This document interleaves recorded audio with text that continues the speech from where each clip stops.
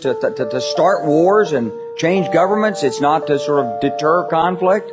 We're going to invade countries, and my mind was spinning. They wanted us to destabilize the Middle East, turn it upside down. Now, did anybody ever tell you that? Was there a national dialogue on this? Did senators and congressmen stand up and denounce this plan? Was there a full-fledged American debate on it? Absolutely not. And there still isn't. I was leaving the Pentagon, and an officer from the Joint Staff called me into his office and said, I want you to know, he said, sir, we're going to attack Iraq. And I said, why? He said, we don't know.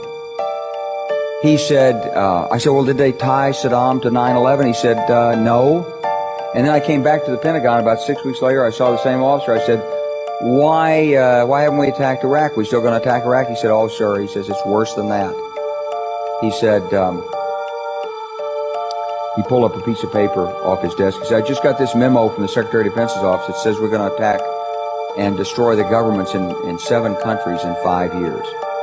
We're going to start with Iraq, and then we're going to move to Syria, Lebanon, Libya, Somalia, Sudan, and Iran. It was a pretty stunning thing. You mean the purpose of the military is to start wars and change governments? It's not to sort of deter conflict? We're going to invade countries? And my mind was spinning.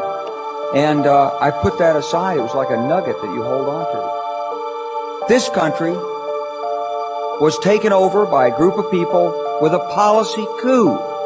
Wolfowitz and Cheney and Rumsfeld, and you could name a half dozen other collaborators from the Project for a New American Century. They wanted us to destabilize the Middle East, turn it upside down, make it under our control. In their defining document, written in September of 2000, a full year before 9/11, they acknowledge that the process of transformation, even if it brings revolutionary change, is likely to be a long one.